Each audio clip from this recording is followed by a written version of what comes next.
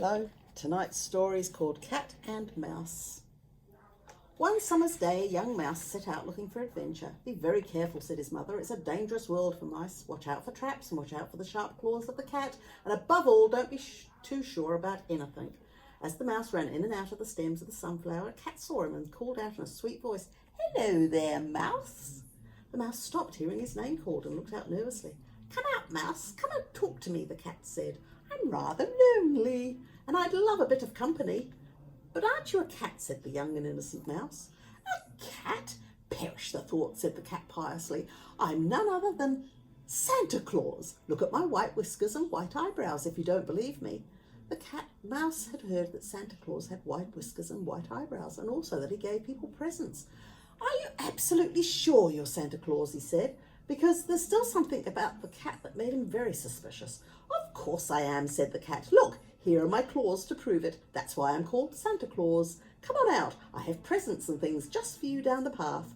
As the mouse came out from among the sunflower stems, the cat pounced on him, catching him straight away. "You should never believe anything you hear," the cat said, "because now I'm going to eat you up." "You said we'd talk together," said the terrified mouse, realising that he'd been tricked. "Well, we'll talk a bit first, if you like," said the cat, "and then I'll eat you up afterwards. I've got plenty of time, and I'm not terribly hungry. I just like the thought of catching a mouse." The mouse thought very quickly. "What makes you sure I'm a mouse? You're not very clever for a cat." "Well, you are a mouse," said the cat. The mouse made himself laugh very hard. He didn't feel like laughing. He just made himself laugh through sheer willpower. "I'm not a mouse!" And when he'd finished laughing, he said, "I'm a dog!" It was the cat's turn to laugh, and it was a very surprised laugh. He'd never caught a mouse like this one before. "I know a mouse when I see one." "No, I'm definitely a dog," declared the mouse, still laughing. "And when I get my breath back, I'm going to bark at you and chase you up a tree."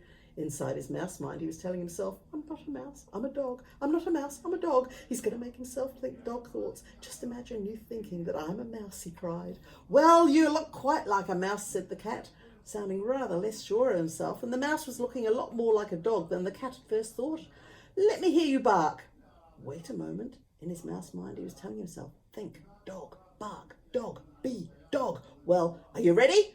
"Yes," said the cat. "Then stand back a bit, because I don't want to deafen you with my barking." And the mouse said, and the cat actually did stand back a bit, although he kept one paw firmly on the mouse's tail. And the mouse barked as well as he could, but it came out a bit like a mousy squeak.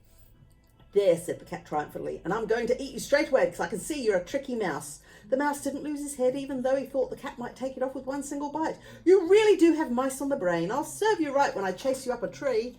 "Think, dog, be, dog," he muttered under his whiskers, and he made himself laugh in an easygoing fashion. "Ha, ha, ha!" As he spoke, a strange thing happened to the mouse, and now he believed he was a dog. The mouse, which would look so terrible a moment ago, began to look so small and silly, cowardly too. He felt dogness swelling up inside of him, and he thought he could remember burying bones, fighting other dogs, and of course chasing many other cats. He felt bark swelling up in his throat, and he barked again. "My goodness," the cat thought, "he really is a dog, and here I am with a paw on his tail." The cat looked nervous, and the mouse felt very strong, and he opened his mouth, and he barked for a third time.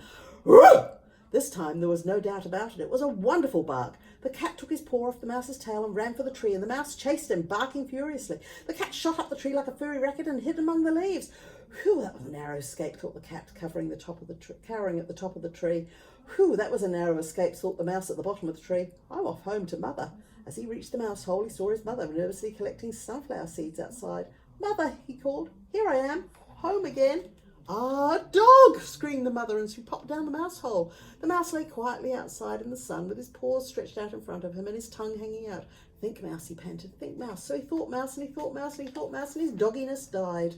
"Well, what am I doing sitting out here in the broad daylight with my tongue hanging out? I must be mad. That cat can come back any moment." And he scuttled into the mouse hole, where his mother met him with great delight. "I'm glad you're back. It's dangerous out there. A big dog ran at me, barking."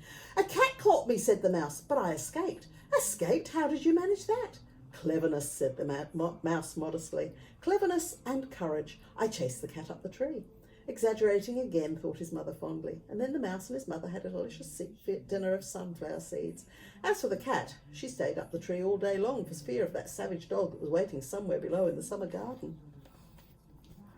Well, if you think you're a dog, will you become a dog? Can you bark like a dog? If you bark like a dog and sound like a dog, you must be a dog. If you meow like a cat and look like a cat, meow, you must be a cat. And if you squeak like a mouse, meek, then you must be a mouse. Night night, my friends.